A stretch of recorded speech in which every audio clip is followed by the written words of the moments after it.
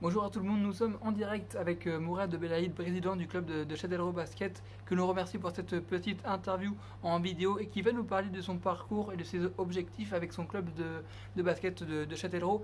Déjà Mourad, merci à toi d'avoir accepté cette interview. Comment vas-tu? Ça va, j'ai bien.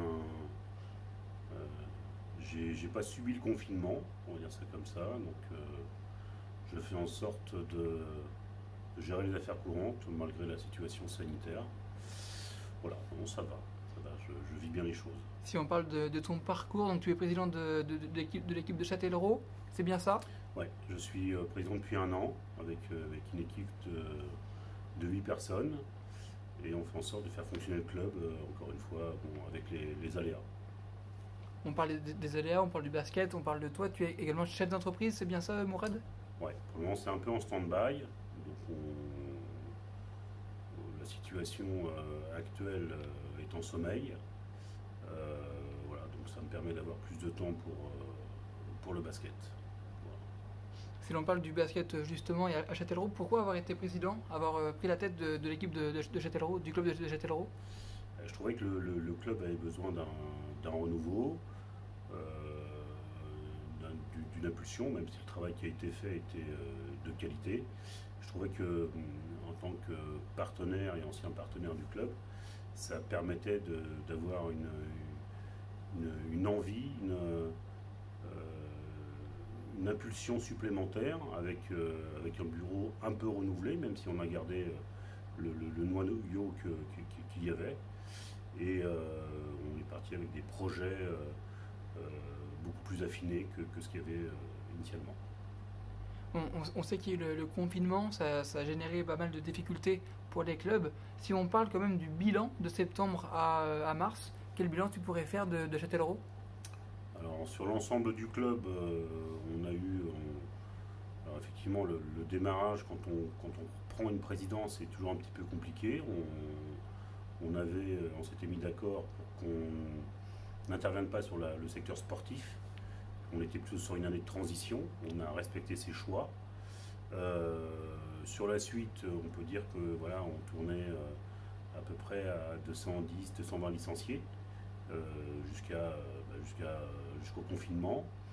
Les résultats, notamment les très jeunes, étaient plutôt intéressants, notamment sur les U13 et les U17.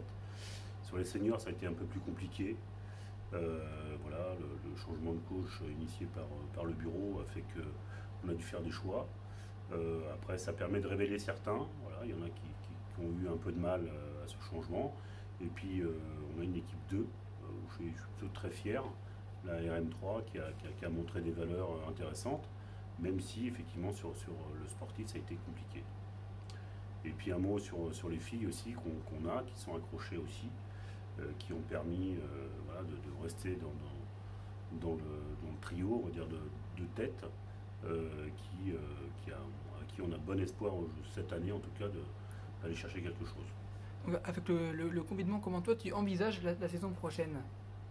Alors, je suis un peu comme tout le monde, on a des dates de début de championnat. Maintenant, la situation elle est loin d'être réglée, hein. Le Covid est là, donc on va être restreint en termes de moyens, en termes de partenariat, en termes de financier.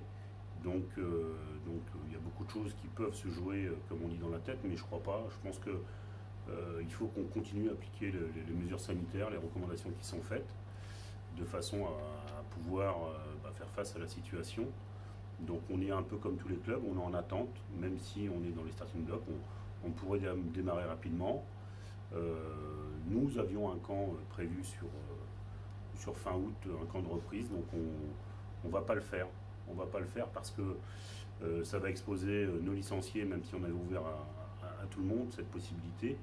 Donc on va le mettre en stand-by, on va respecter ce qui a été convenu, de façon à pouvoir être beaucoup plus opérationnel quand il le faudra. Mourad, merci à toi. Dernière petite question à te poser. Pourquoi avoir choisi 5x5 pour cette petite interview?